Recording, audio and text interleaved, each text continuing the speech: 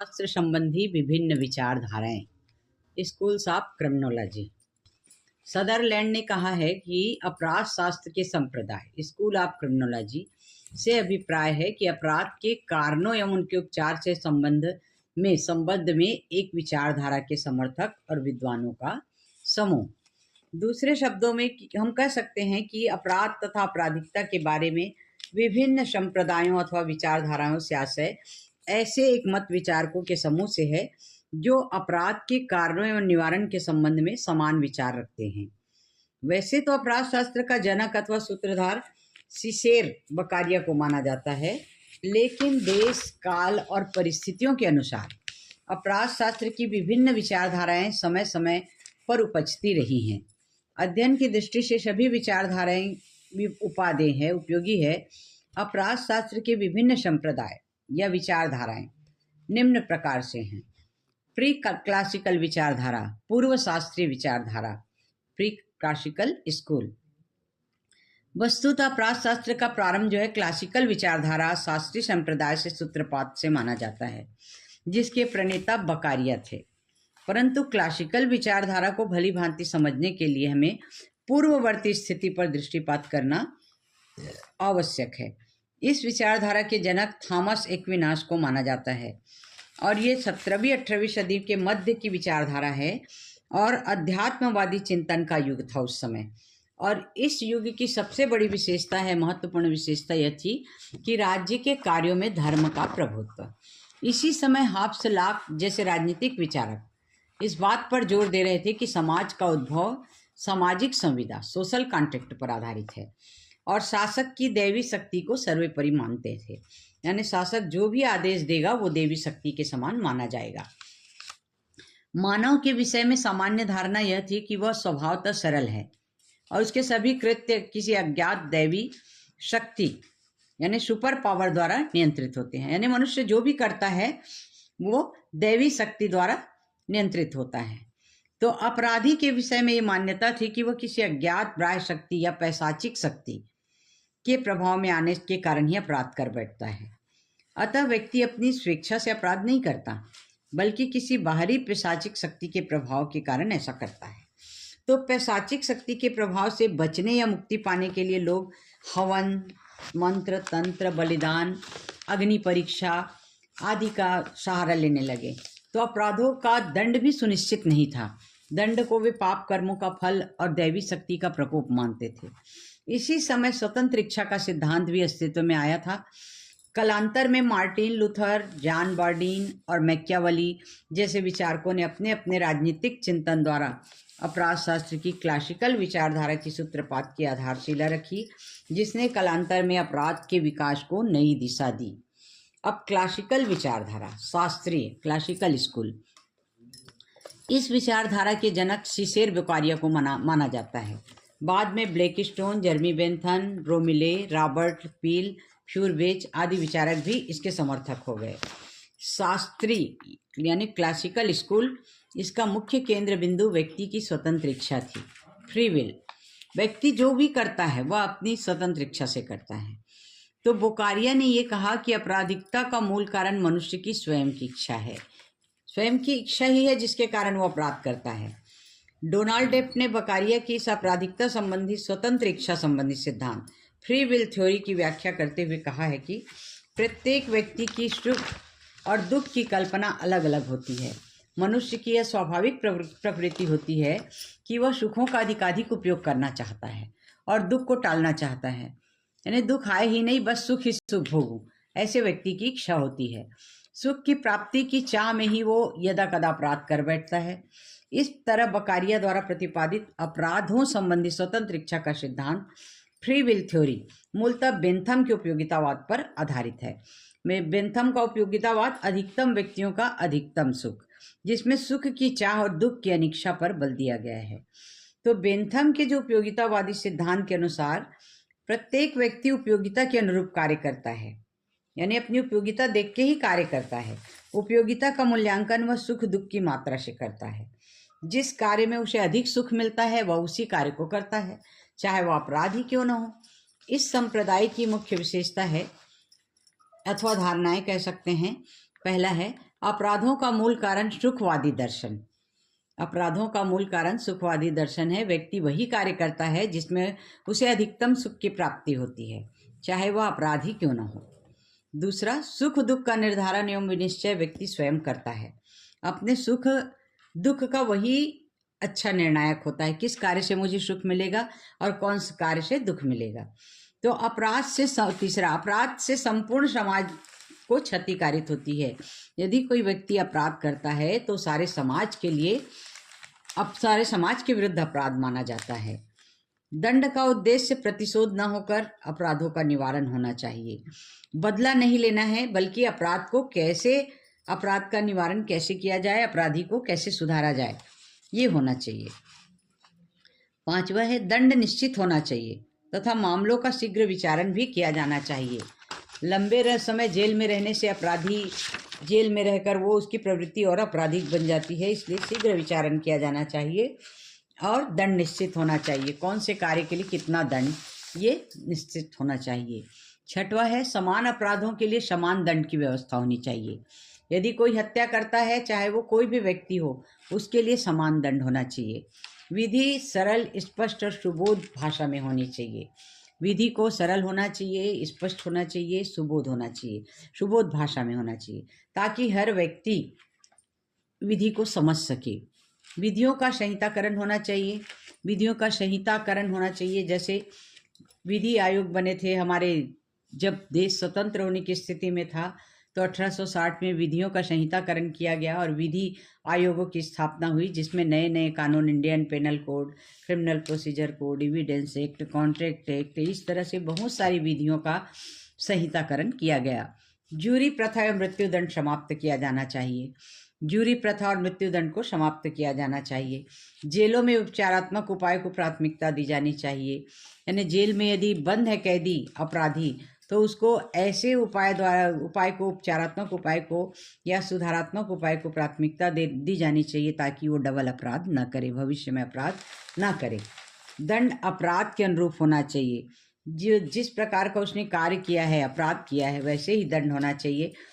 यदि कम गंभीर प्रकृति के हैं तो दंड भी कम होना चाहिए, अधिक गंभीर प्रकृति के हैं तो सीरियस नेचर के केस हैं तो उसके लिए दंड ज़्यादा होना चाहिए।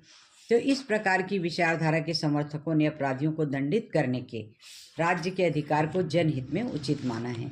राज्य जो दंडित करती है अपराधियों को, उसको जनहित में उचित माना है। उन्होंने यह सिद्धांत भी प्रतिपादित किया कि दंड की मात्रा अपराध की गंभीरता और स्वरूप के अनुसार निर्धारित की जानी चाहिए। दंड की मात्रा, यदि उसने चोरी की है तो चोरी की है उसके लिए अलग दंड होना चाहिए, हत्या किया है उसके लिए अलग दंड होना चाहिए, रेप किया है तो उसके लिए अलग दंड होना चाहिए। यानी अपराध कितना गंभीर है और उसका स्वरूप कैसा है, ये देखकर निर्धारित किया जाना चाहिए। तो अपराधों की गंभीरता की दृष्टि से बकारिया ने अपराधों को 3 श्रेणियों में विभाजित किया है। अब 3 श्रेणी कौन कौन से हैं? पहली श्रेणी है राज्य के विरुद्ध अपराध। राज्य के विरुद्ध अपराध जैसे देशद्रोह, सैन्य द्रोह, राजद्रोह, इस तरह के अपराध राज्यद्रोह की श्रेणी में आते हैं, राज्य के विरुद्ध अपराध की श्रेणी में आते हैं। दूसरा, शारीरिक सुरक्षा अथवा संपत्ति की सुरक्षा, इसके विरुद्ध अपराध जैसे हमला, चोट, चोरी, डकैती, लूट, अपहरण, बलात्कार, रिष्टी आदि। अब तीसरा प्रकार है सामाजिक शांति भंग करने वाले अपराध, जैसे दंगा, बलवा, मारपीट, अफवाहें फैलाना, ये सामाजिक शांति भंग करने की श्रेणी में आता है। अब क्लासिकल विचारधारा के प्रवर्तकों का मानना था कि आपराधिक विधि का प्राथमिक आधार दंड का भय है। यानी व्यक्ति को कोई कार्य करते समय दंड का भय होना चाहिए। न्यायिक विवेक से न्यायाधीशों को न्यायिक निर्णय नहीं दिया जाना चाहिए, दंड विधि की सीमाओं में रहकर ही दंड दिया जाना चाहिए। इसके लिए बना है इंडियन पेनल कोड। अब संशोधन होके उनका बदल भी गया है, धाराओं को इधर उधर भी किया गया है और कुछ धाराएं जोड़ी भी गई हैं। नई धाराएं कौन से अपराध की श्रेणी में आता है और किसके लिए कितनी सजा का प्रावधान है, ये सब इंडियन पेनल कोड भारतीय दंड संहिता में दिया गया है। तो क्लासिकल शाखा में कुछ दोष भी थे। क्या दोष थे? सबसे पहला गंभीर दोष ये था कि उसमें अपराधी की स्वतंत्र इच्छा, यानी अपराध करने के कृत्य को अनावश्यक महत्व दिया गया था। और उसकी मानसिक स्थिति पर कोई ध्यान ही नहीं दिया गया था, यानी वो स्वतंत्र है कोई भी कार्य करने के लिए। इस तरह से ये इसका पहला दोष था। अब दूसरा दोष था कि इसके समर्थकों ने दंड की दृष्टि में प्रथमतः अपराध करने वाले व्यक्ति और घोर अपराधियों में कोई विरोध नहीं किया है और समान अपराधों के लिए समान दंड दिए जाने का समर्थन किया है। तो दंड निर्धारित करते समय अपराधी की मानसिक स्थिति, उसकी व्यक्तिगत परिस्थितियों पर भी ध्यान दिया जाना आवश्यक है। और इन दोषों के होते हुए भी क्लासिकल विचारधारा का सबसे बड़ा योगदान ये था कि योगदान ये रहा कि उसने एक ऐसी सरल और सुगम आपराधिक नीति की आवश्यकता प्रतिपादित की जिसका क्रियान्वयन निश्चित सिद्धांत के आधार पर किया जा सके और मनमाने दंड निर्धारण पर रोक भी लगाई। और इसके समर्थकों ने धार्मिक मान्यताओं पर आधारित अपराध और आपराधिकता संबंधी धारणाओं को निराधार साबित करते हुए अपराधी के व्यक्तित्व को महत्व दिए जाने पर बल दिया। अब तीसरा है नियो क्लासिकल विचारधारा, नियो क्लासिकल स्कूल, नवशास्त्रीय विचारधारा। अब नियो क्लासिकल स्कूल के उद्भव का मुख्य कारण था क्लासिकल संप्रदाय में क्या क्या कमी रह गई थी जिसको सुधार कर ये नियो क्लासिकल स्कूल की ये कर सके, संप्रदाय की रचना कर सके। तो क्लासिकल विचारधारा की आलोचना करने वाले विचारधारा के दृष्टिकोण को ही नियो क्लासिकल स्कूल कहा गया, जिन्होंने जोर देकर कहा कि अवयस्क, मूढ़, पागल तथा अक्षम आदि की श्रेणी में आने वाले अपराधियों को सामान्य अपराधी के समान दंड दिया जाना चाहिए। ये सरासर भूल होगी, यानी मूढ़, पागल, अवयस्क, अक्षम व्यक्ति की श्रेणी में आने वाले अपराधियों को समान अपराधियों की श्रेणी के में समान दंड दिया जाना सरासर भूल है। इनके प्रति दंड की उदार नीति अपनाया जाना चाहिए। बालक, मूढ़ और पागल व्यक्ति सही और गलत कृत्य में विभेद करने में असमर्थ होते हैं और असमर्थ होने के कारण उन्हें दंडित करते समय भी इस बात का ध्यान रखना चाहिए कि सामान्य अपराधी जैसा दंड देने से कोई अच्छा परिणाम नहीं निकलेगा। अतः इनमें और सामान्य अपराधियों में भेद किया जाना नितांत आवश्यक है। ये नियो क्लासिकल स्कूल की विचारधारा है। निसंदेह ही अपराध के विकास में निरंतर क्लासिकल विचारधारा का यह उल्लेखनीय योगदान था कि उसने कालांतर में उपचारात्मक दंड पद्धति का सूत्रपात किया। इस विचारधारा की मुख्य विशेषताएं ये थी। पहला, अपराधों का कारण केवल सुख प्राप्ति की लालसा ही नहीं है। कई बार व्यक्ति विषम परिस्थितियों के कारण भी अपराध कर बैठता है, तो व्यक्तिगत विषमताएं भी अपराधों का कारण होती हैं। दूसरा, समान अपराधों के लिए समान दंड की धारणा भी उपयुक्त नहीं है। दंड की मात्रा अभियुक्त की आयु देखकर, उसकी मानसिक दशा को ध्यान में रखकर सुनिश्चित की जानी चाहिए। तीसरा, प्रथम अपराधी एवं आदतन अपराधी, इसमें अंतर स्पष्ट करते हुए उन्होंने दंड दिया जाना चाहिए, क्योंकि पहली बार जिसने अपराध किया है उसको थोड़ा रियायत दी जानी चाहिए ताकि वो भविष्य में अपराध न करे। और आदतन अपराधियों को थोड़ा कठोर दंड दिया जाना चाहिए। तो दोनों को समान दंड दिया जाना न्यायोचित नहीं है। अपराधियों के प्रति व्यक्तिगत उपचार पद्धति की आवश्यकता है, इस पर जोर दिया। चौथा है, दंड का निर्धारण न्यायाधीशों को करना चाहिए और ऐसा करते समय विवेक शक्ति का प्रयोग किया जाना चाहिए। और पांचवा है, अपराधियों को सुधरने का पर्याप्त मौका दिया जाना चाहिए, अवसर दिया जाना चाहिए। तो नियो क्लासिकल स्कूल के कारण ही आगे चलकर सुधारात्मक और उपचारात्मक दंड पद्धति को समर्थन मिल सका, जिसके परिणाम स्वरूप आपराधिक न्याय प्रशासन के लिए परिवीक्षा, प्रोबेशन, पैरोल और अनियत दंड, बोर्डल संस्थाएं आदि उपचारात्मक पद्धतियां अस्तित्व में आई। ये नियो क्लासिकल स्कूल का ही योगदान था। छठवा है, केवल अपराध एवं अपराधी पर ही ध्यान नहीं दिया जाना चाहिए, बल्कि उन परिस्थितियों पर ध्यान दिया जाना चाहिए जो अपराध के लिए उत्तरदायी है। तो इससे ये पता चलता है कि अपराध में नियो क्लासिकल विचारधारा का प्रमुख योगदान यह था कि उसने क्लासिकल शाखा के स्वतंत्र इच्छा के सिद्धांत में सुधार की आवश्यकता प्रतिपादित की और इसके समर्थकों ने अपराध की विशेष परिस्थितियों को देखते हुए दंड की मात्रा का निर्धारण किए जाने की आवश्यकता पर भी जोर दिया। इस प्रकार अपराधी को दंडित करते समय अपराध कृत्य के अलावा उसके व्यक्तित्व, अपराध करने का आशय, अपराध की परिस्थितियां आदि को भी विचार में लिया जाना चाहिए। तो इससे ये पता चल रहा है कि आपराधिक न्याय प्रशासन में जूरी सिस्टम का समावेश भी नियो क्लासिकल विचारधारा की देन है, ताकि अपराधी के विचारण में जनता के साधारण प्रतिनिधियों की राय की सहायता ली जा सके। अब है चौथा पॉजिटिव विचारधारा, प्रारूपवादी पॉजिटिव स्कूल। इस स्कूल के लोगों का ये मानना है कि अपराधिकता का वास्तविक कारण अपराधी की मानव शास्त्रीय रूपाकृति ही है। शारीरिक रूपाकृति क्या है?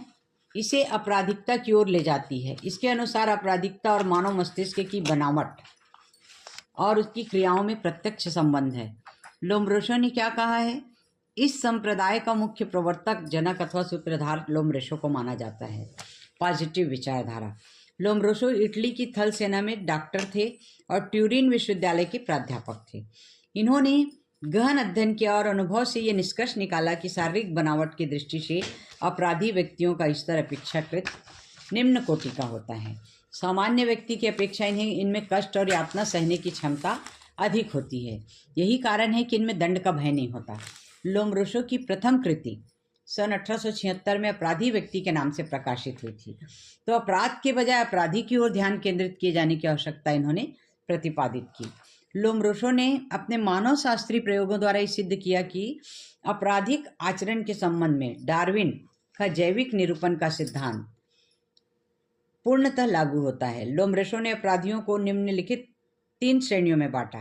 कौन कौन से? पहला, जन्मजात अपराधी। लोम्ब्रोसो के अनुसार कुछ अपराधी जन्मजात ही आपराधिक स्वभाव के होते हैं और उनकी आपराधिकता वंशानुगत के कारण होती है। ऐसे अपराधियों को लोम्ब्रोसो ने एटविस्ट की संज्ञा दी है, जिसका अर्थ है जन्मजात अपराधी। उनके अनुसार ऐसे अपराधी अपनी आपराधिक प्रवृत्ति को रोकने में असमर्थ होते हैं तथा परिस्थितियों का उन पर कोई असर ही नहीं होता। अतः ऐसे अपराधियों को सुधारना और प्रायः असंभव हो जाता है। तो व्यक्ति की आपराधिक प्रवृत्ति के लक्षण उनके शारीरिक अवयवों से परिलक्षित होता है। उन्होंने 16 ऐसी शारीरिक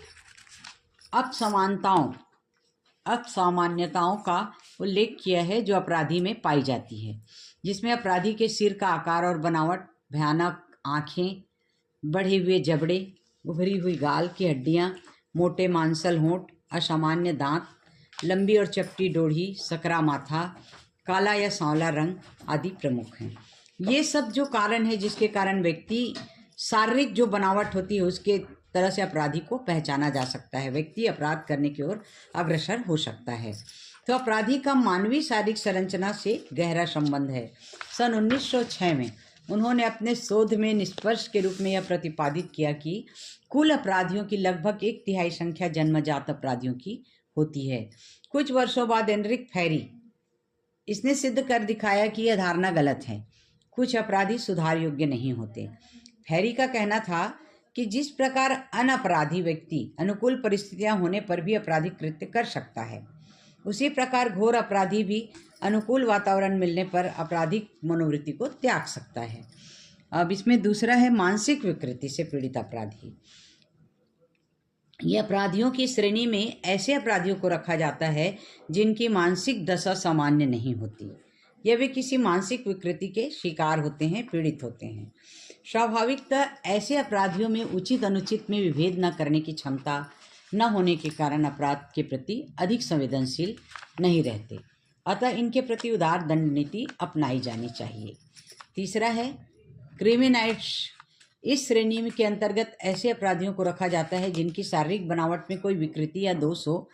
शारीरिक विकृति या कोई दोष हो। शारीरिक विकृति के कारण ही अपराधियों में हीनता की भावना आती है। हीनता की भावना जागृत होती है जिस पर काबू पाने की प्रक्रिया स्वरूप में वे अपना हीन भाव छिपाने के लिए अपराध कर बैठते हैं। तो अपराध के विकास में लोम्ब्रोसो का क्या योगदान था? तो पहला योगदान था कि अपराधी की आपराधिक प्रवृत्ति का पता लगाने के लिए उनके व्यक्तित्व पर विशेष बल दिया जाना चाहिए, उसके पर्सनालिटी पर बल दिया जाना चाहिए। इसी मान्यता के आधार पर आगे चलकर अपराधियों के उपचार हेतु व्यक्तिकरण का सिद्धांत अपनाया गया, जिसके अंतर्गत अपराधी का उपचार उनकी व्यक्तिगत परिस्थितियों को ध्यान में रखते हुए किया जाता है। इस संदर्भ में ठीक ही कहा गया है कि समाजशास्त्री आपराधिकता के बाह्य कारकों को महत्व देते हैं, मनोवैज्ञानिक आंतरिक कारकों पर बल देते हैं, जबकि दोनों का अधिधायक व्यक्ति ही होता है।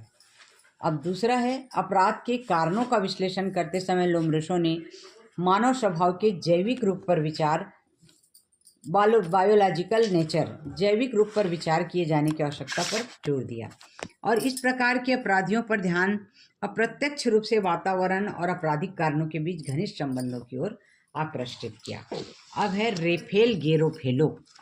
रेफेल गेरोफेलो ने अपराध शास्त्र की इटालियन विचारधारा या पॉजिटिव शाखा में अपना योगदान दिया।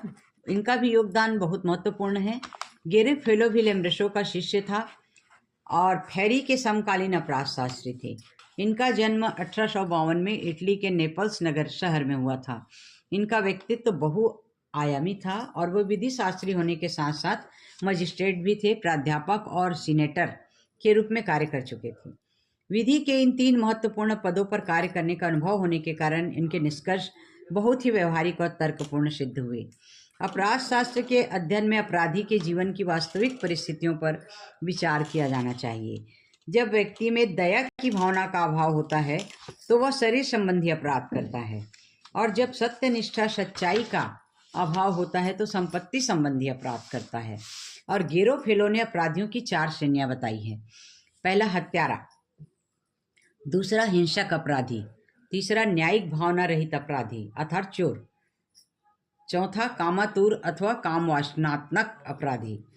तो इटली की न्यायिक सेवा में लंबे अनुभव के कारण गेरोफेलो ने आपराधिक विधि एवं प्रक्रिया को भली भांति परिचित थे।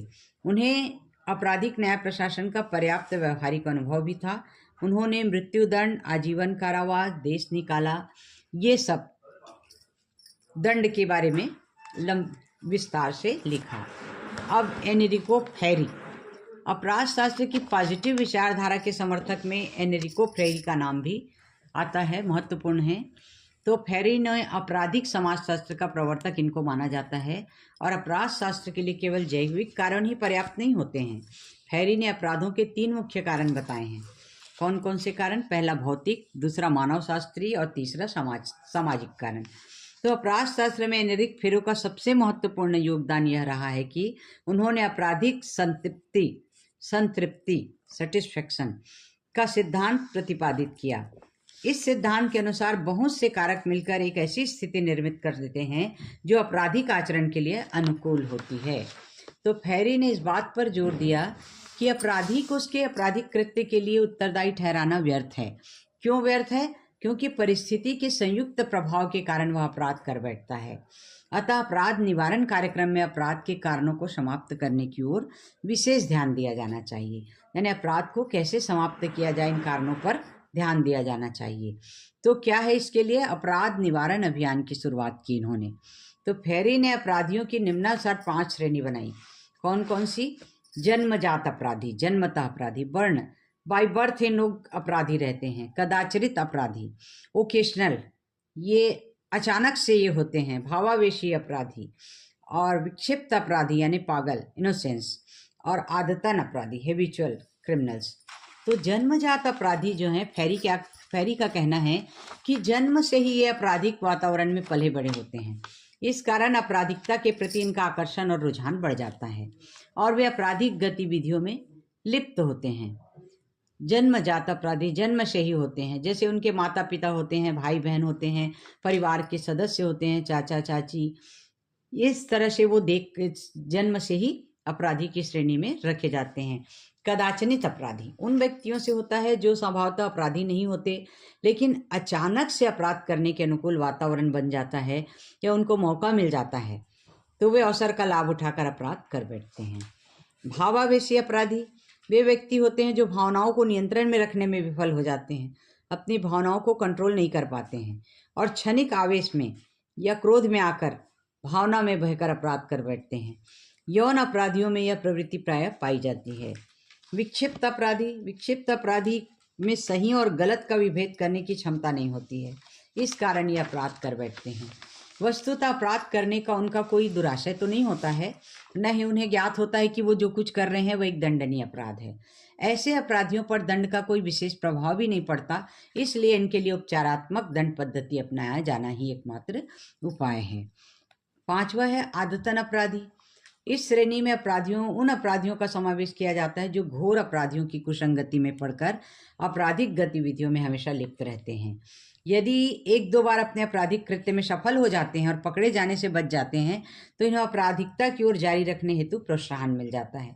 इनका हौसला बुलंद हो जाता है और वे निडर हो जाते हैं और निडर होकर अपराध करते रहते हैं। इसलिए इन्हें आदतन अपराधी कहा जाता है।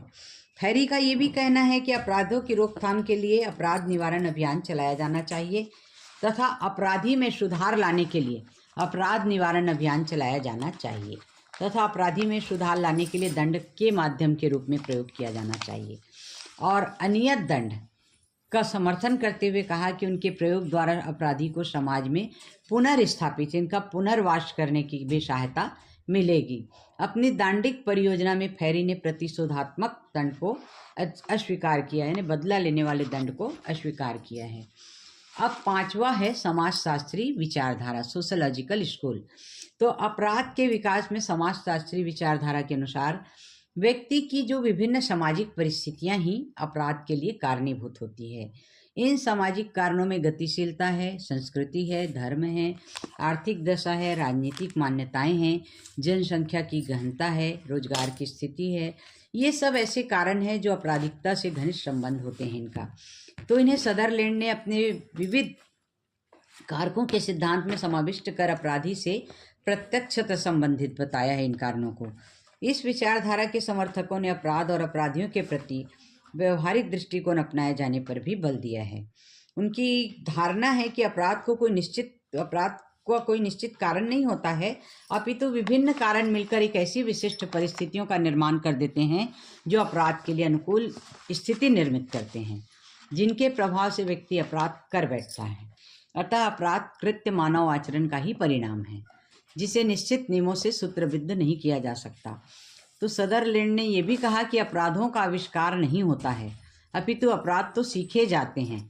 जो व्यक्ति जैसे संगति में रहता है वैसे ही कार्य करता है, और एक व्यक्ति दूसरे व्यक्ति की संगति में रहकर उसके जैसा आचरण करने लगता है। तो रेकलेस ने इसमें कहा कि अपराधों का कारण व्यक्तित्व की दुर्बलता है। दुर्बल व्यक्तित्व ही व्यक्ति समाज के साथ सामंजस्य स्थापित नहीं कर पाता है, परिणाम तब वह अपराध की ओर प्रवृत्त होने लगता है। और आगबर्न ने कहा है कि समाज में होने वाला निरंतर परिवर्तन ही अपराधों का मूल कारण है। समाज में परिवर्तन संक्रमण की स्थिति पैदा कर देता है और ऐसी स्थिति में अपराधों की संख्या में वृद्धि होती है। तो इस विचारधारा के अनुयायी ने क्या कहा कि अपराध के कारण जो है समाज में ढूंढते हैं। क्या कारण ढूंढते हैं? सामाजिक विषमता, सामाजिक विघटन, आर्थिक विषमता, बेकारी, बेरोजगारी, वर्ग विभेद, भौगोलिक वातावरण, संगति, विकृत संस्कृति, सामाजिक परिवर्तन, कर्तव्य भान, इतने सारे अपराधों का मूल कारण मानते हैं। और वर्तमान परिप्रेक्ष्य में यह कारण काफ़ी हद तक सार्थक भी हैं। आज अपराधों का एक बहुत बड़ा कारण आर्थिक विषमता है, बेकारी है, बेरोजगारी है, वर्ग विभेद और विकृत संस्कृति है। अब क्लिनिकल विचारधारा, क्लिनिकल स्कूल क्या कहती है? क्लिनिकल स्कूल का अर्थ है नैदानिक विद्यालय। यह छात्रों को नैदानिक विषयों में शिक्षा प्रदान करता है, जैसे चिकित्सा, मेडिकल, मनोविज्ञान या कानून। छात्रों को व्यवहारिक प्रशिक्षण प्राप्त करने का अवसर मिलता है और वे अपने कौशल का उपयोग करना सीख जाते हैं। मेडिकल स्कूल में डॉक्टर के रूप में प्रशिक्षित करता है। साइकोलॉजी स्कूल में साइकोलॉजिस्ट बनने के लिए प्रशिक्षित किया जाता है। लॉ स्कूल में वकील और न्यायाधीश बनने के लिए प्रशिक्षित करता है। और क्लिनिकल स्कूल में आप क्रिमिनोलॉजी में शिकागो स्कूल ऑफ क्रिमिनोलॉजी के नाम से भी इनको जाना जाता है। और इसमें शहरी वातावरण के अध्ययन और अपराध दर पर उनके प्रभाव पर जोर दिया जाता है। गिलिन ने कहा है कि अपराधियों के मनोवैज्ञानिक परीक्षण से उनकी आपराधिकता के कारणों का विश्लेषण में पर्याप्त सहायता मिलती है और उसके अनुसार दंड का निर्धारण करना सरल हो जाता है। इस अपेक्षाकृत नवीन विचारधारा को क्लिनिकल विचारधारा के नाम से संबोधित किया गया है। और इस विचारधारा के अनुसार समर्थकों का कहना है कि व्यक्ति के स्वभाव पर उनके वंशानुगत लक्षणों और जीवन के व्यक्तिगत अनुभवों का गहरा प्रभाव पड़ता है, और दूसरे शब्दों में बाल्यकाल से लेकर अपराध किए जाने तक के विभिन्न अनुभवों की प्रतिक्रियात्मक स्वरूप ही व्यक्ति अपराध करता है। अतः उसके व्यक्तित्व का मनोवैज्ञानिक आधार पर विश्लेषण करके उपचारात्मक पद्धति से उसका सुधार किया जाना चाहिए, ताकि वह पुनः आपराधिकता की ओर प्रवृत्त न हो, डबल अपराध न करे भविष्य में।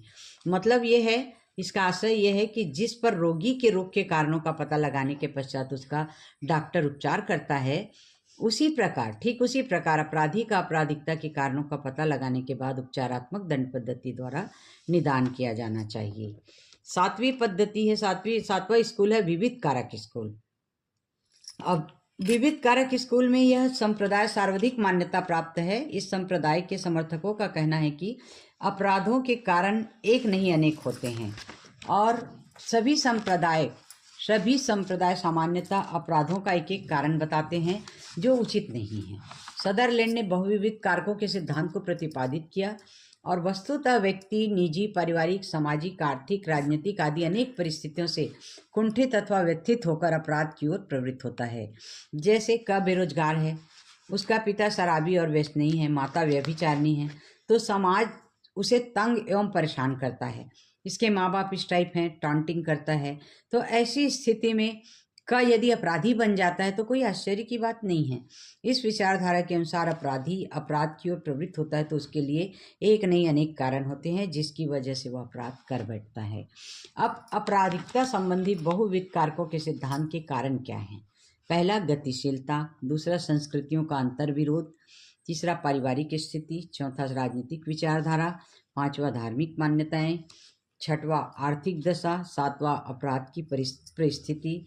ये सब कारण ऐसे हैं जो अपराधी को अपराध की ओर प्रवृत्त करते हैं।